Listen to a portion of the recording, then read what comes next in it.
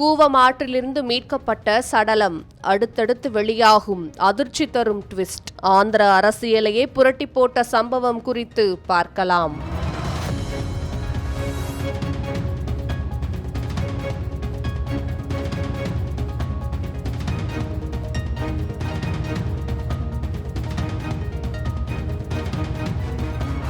சென்னை கூவம் ஆற்றங்கரையோரம் கடந்த 8ஆம் தேதி உடலில் இரத்த காயங்களுடன் 20 வயது மதிக்கத்தக்க இளைஞர் ஒருவர் சடலமாக கிடந்தார்.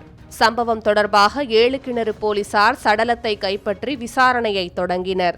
அதில் இறந்து கிடந்த நபர் திருப்பதியை சேர்ந்த 22 வயதான ஸ்ரீனிவாசலு என்பதும், இறப்பதற்கு முன்பு பல நாட்களாக அடித்து சித்திரவதை செய்யப்பட்டதற்கான அடையாளங்களும் உடலில் கண்டுபிடிக்கப்பட்டன. ஆந்திராவில் கொன்று உடலை கூவம் ஆற்றங்கரையோரம் வீசி சென்றிருப்பார்களா என்ற சந்தேகத்தில் விசாரணையை தீவிரப்படுத்த பகீர் சிசிடிவி காட்சி ஒன்று சிக்கியது. அதில் ஆந்திர பதிவெண் கொண்ட காரில் வந்த கும்பல் ஒன்று ஸ்ரீனிவாசலு உடலை கூவம் ஆற்றங்கரையில் தூக்கி வீசி சென்றது பதிவாகியிருந்தது. கார் பதிவு எண்ணை வைத்து தேடியதில் அது ஆந்திர துணை முதலமைச்சர் பவன் கல்யாணின் ஜனசேனா கட்சி காளஹஸ்தி தொகுதி நிர்வாகி வினுதா கோட்டா என்பவருடையது என கண்டுபிடிக்கப்பட்டது.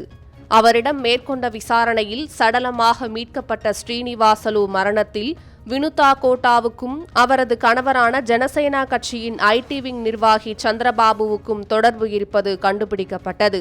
தொடர் விசாரணையில் ஆந்திர அரசியலையே அதிர வைக்கும் பல திடுக்கிடும் உண்மைகள் அடுத்தடுத்து வெளியாகின. வினுதா கோட்டா படுக்கையறையில் உடை மாற்றும் போது கட்டிலுக்கு அடியில் செல்போன் ஒன்றை பார்த்து அதிர்ச்சி அடைந்துள்ளார். அது வினுதா வீட்டில் 2019ஆம் ஆண்டு முதல் வேலை செய்து வந்த ஸ்ரீனிவாசலுவுக்கு சொந்தமானது என தெரிய வந்தது. செல்போனை சோதனை செய்து பார்த்தபோது அதில் வினுதா கோட்டா உடை மாற்றும் காட்சி பதிவாகியிருந்ததாக தெரிகிறது. இதையடுத்து வினுதா கோட்டா மற்றும் அவரது கணவர் சந்திரபாபு இருவரும் ஸ்ரீனிவாசலுவை அடித்து விசாரித்துள்ளனர்.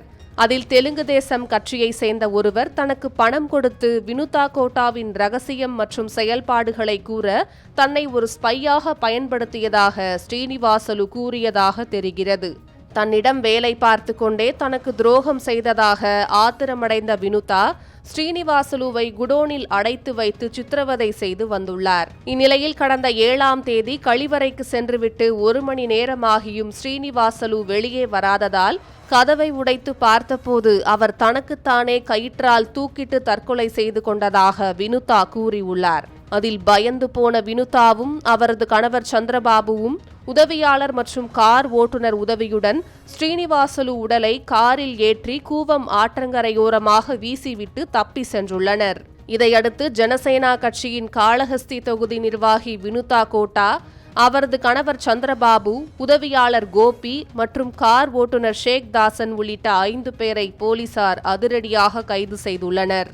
அடி தாங்க முடியாமல் ஸ்ரீனிவாசலு தற்கொலை செய்து கொண்டாரா, இல்லை அடித்தே கொலை செய்யப்பட்டாரா என்ற சந்தேகம் நீட்டிக்கும் நிலையில் அது தொடர்பாக தொடர் விசாரணை நடைபெற்று வருகிறது. ஸ்ரீனிவாசலு மரணம் ஆந்திர அரசியலில் பெரும் அதிர்வலைகளை ஏற்படுத்திய நிலையில் ஜனசேனா கட்சி பொறுப்பிலிருந்து வினுதா கோட்டாவும் அவரது கணவரும் நீக்கம் செய்யப்பட்டுள்ளனர். எதிர்க்கட்சியினருக்கு ஸ்பையாக செயல்பட்ட உதவியாளரை குடோனில் கட்டி வைத்து அடித்து சித்திரவதை செய்த நிலையில் கடைசியில் அவர் உயிரை விட்ட சம்பவம் ஆந்திரா மற்றும் தெலுங்கானாவை உலுக்கியுள்ளது.